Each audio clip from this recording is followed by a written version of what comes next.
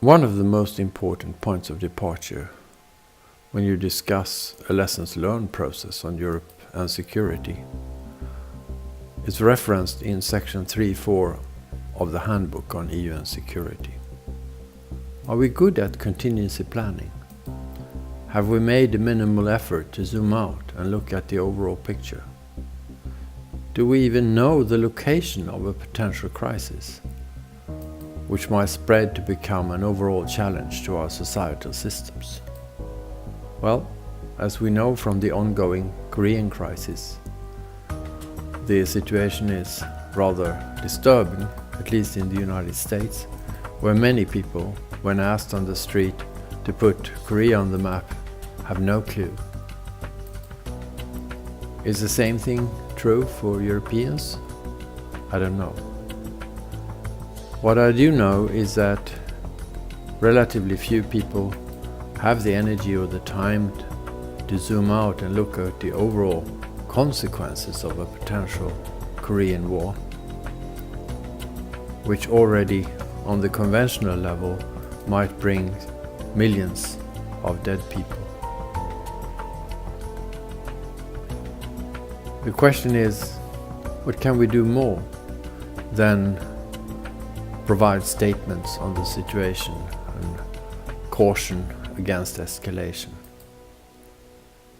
I've discussed this briefly in section 3.4 of the Handbook on EU and Security from 2015, which essentially was based on the experiences from 9/11, the tsunami 2004, the terrorist attacks in Europe in the last decade, and so on.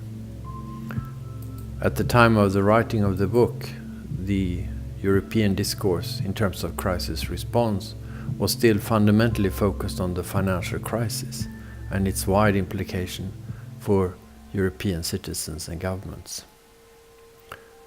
So certainly there is an enormous literature on lessons learned from the last years now, following Ukraine, migration problems, terrorism, health, security problems, etc. When you look at the European Parliament Research Service, they regularly put together sources from all kinds of think tanks and so on various crises. But still, there is a limited literature on crisis response in a wider context. I've collected on in my bookshelves a specific bookshelves on lessons learned on crisis response, which you see here on my website on the page, which shows some of the more recent literature. What we know is that there is an updated crisis response coordination mechanism in the European Council led by the EU presidency, rotating presidency, which has been activated at least once, or mainly perhaps only once, and that was the refugee crisis in 2015. That was under Luxembourg presidency. So things have been done, of course, and there is work going on, but there is a need to constantly zoom out on the need to do more contingency planning, more crisis response planning, and to think about what a more systemic crisis might mean.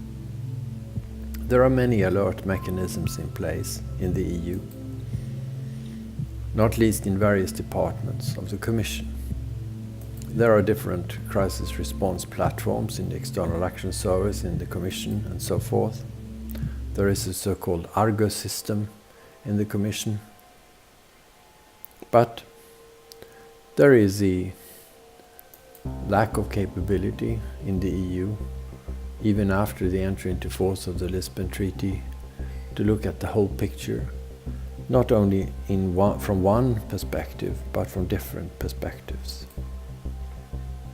The multitasking capability of the EU is always challenged, and is increasingly challenged, of course, in a situation when security threats differentiate and interconnect in new ways.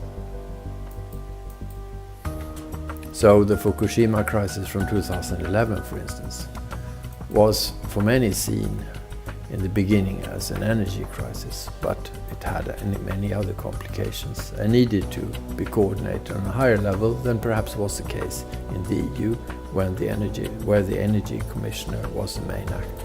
We do have, as I said, lessons learned from individual crises, a considerable debate about this, and I will show in following recordings some of these debates, such as on Libya, on Ukraine. But there is also the need to look at it at an overall crisis coordination level.